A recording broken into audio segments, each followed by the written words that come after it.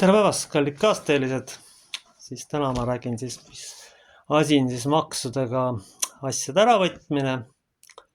Ja siis muidugi võtan üles veel abordi teema, natuke võimust. Ja aluseks tuleb mul kirjakoht paastumise küsimus Matteuse evangeeliumi 8. peatükist. 14. salmist alates kuni 17. Siis tulid ta juurde Johannese jüngrid ja küsisid: miks meie ja variserid paastume, sinu jüngrid aga ei paastu? Jeesus aga ütles neile: ega peiupoisid või leinata sel ajal, kui peigmees on nende juures. Need päevad tulevad, mil peigmees neilt ära võetakse, küll nad siis paastuvad. Aga keegi paika vannutamata riidetükiga vana kuube, sest paik rebeneks küljest ja käristatakse augu veel suuremaks. Ei kallata ka värsket veini vanadesse nahklähtritesse, muidu lähkrid rebeneksid ja vein voolaks maha ning lähkrid muutuksid kõlbmatuks. Vaid värske vein kallatakse uutesse lähtritesse, siis säilivad mõlemad. Aamen. Tegelikult mulle paistab, et see maksupoliitika on nagu vana vein, mida on kallatud uutesse lähtritesse. Ja need lähevad katki.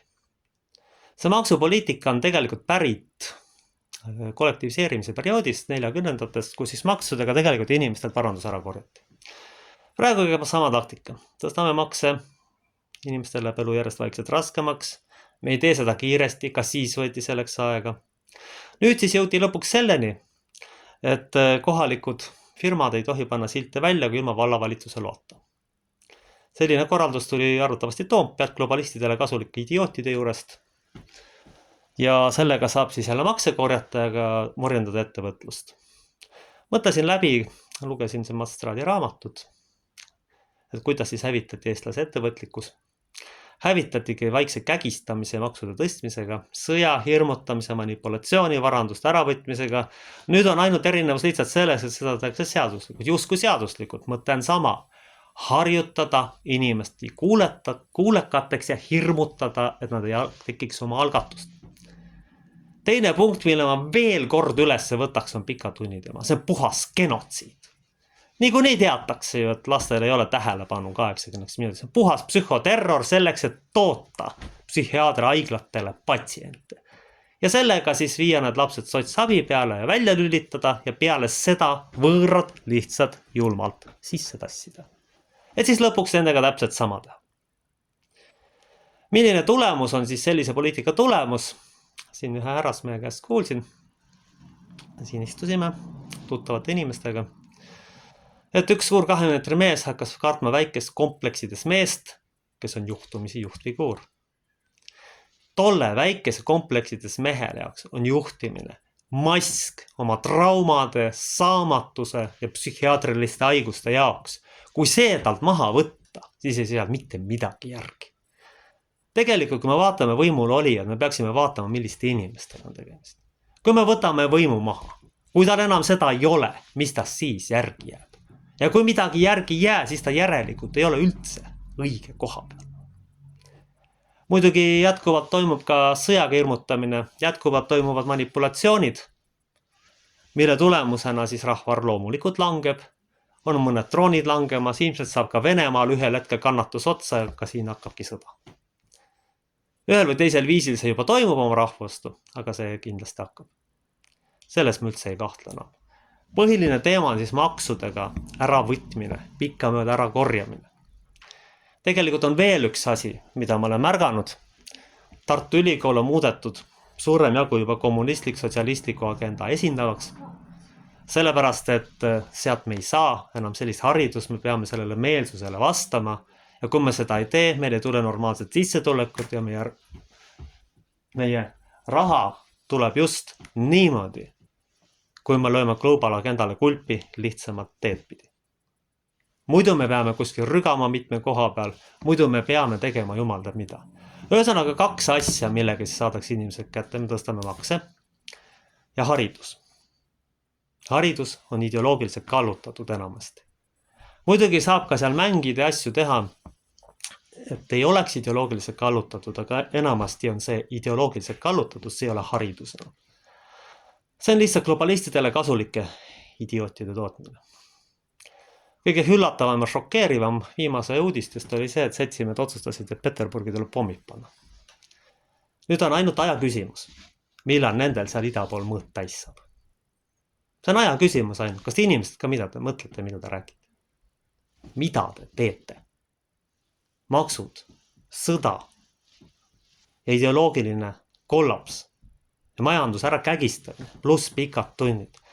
Ma küsisin endad, et mis mind selle juures kõige rohkem häirib. Loomulikult järjetuleva põlve likvideerimine varjatud kujul. Kujutage ette, et te olete 7-aastane laps, te lähete kooli ja te peate 80 minutit paigal istuma. Minu klassis oli ainult üks mees, selle mina, kes seda suudab. Aga neid inimesi on võib-olla 1-500. Sellega teelatakse teadlikult laste närvisüsteem tuksi, selleks, et nad hiljem ei saaks tööturule, selleks, et nad oleksid ühiskonnas jalust nii-öelda ära, kui valgerassi esindajad, et need võõrad, kes siis ei ole nii ohtlikud ja nii võimekad, siis võtaksid nende positsioonid üle. Milleks on muudetud haridussüsteem nii raskeks? Sama asja pärast. On vaja välja vahetada.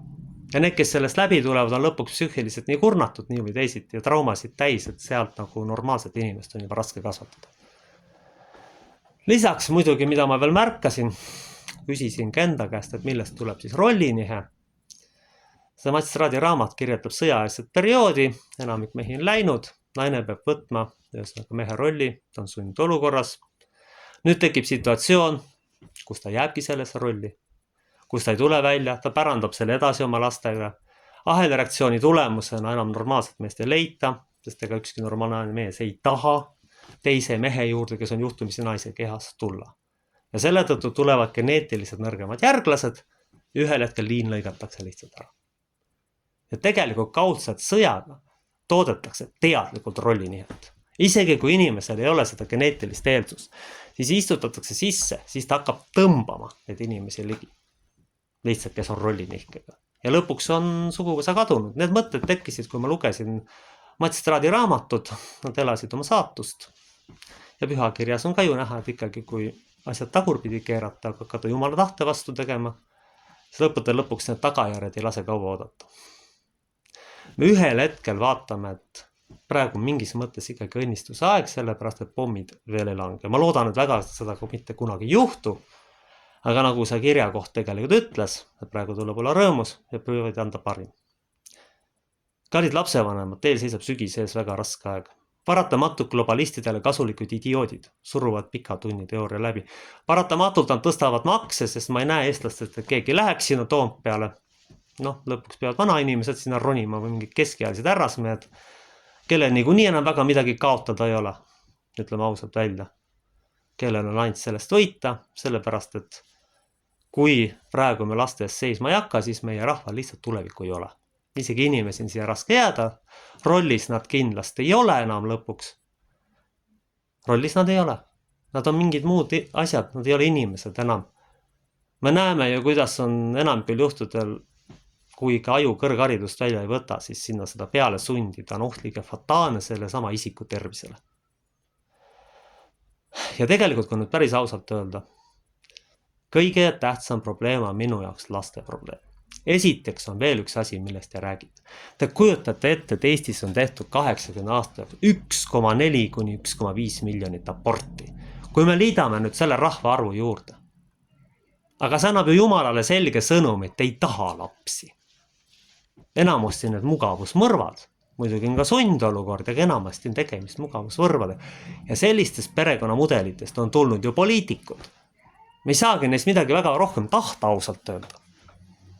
Ta ongi sellised, kes inimvihkajalikud on. Meie ainuke pääsetee on selleks, et me proovime toetada lapsi selles raskes olukorras, kuhu maksud ja pikad tunnid neid lükkamas on. Ja need toodavad kindlasti juurde olulised psühhiaatrilisi probleeme. Selles ma isegi ei kahtle. See on absoluutselt niimoodi. Ma olen selles päris kindel, et see selleni läheb. See on kõige tähtsam, sest lapsed on meie tulevik. Kui neid ei ole mitte mingil tegevusel siin maa peal üldse mõtetki. No kellele sa teed võõrastele? No jah, keegi saab sellest kindlasti kasu, aga motivatsioon on siis, kui need asjad edasi lähevad, kui meil on kellegile midagi pärandada. Siis lähevad asjad edasi. Mitte niimoodi, et me kägistame lapsed pikkade tunnidega ära, majandus kägistatakse globalistide poolt maksudega ära ja ongi rahvas välja vahetud. Lõpuks ei sünni kedagi, need, kes sünnivad, on nõrgad. Nii et meil seisab ees lapsevanemad. Väga raske sügis, kuigi ma ise seda ei ole, aga ma ütlen, teil seisab väga raske sügis. Andku issand selleks jõudu. Aamen.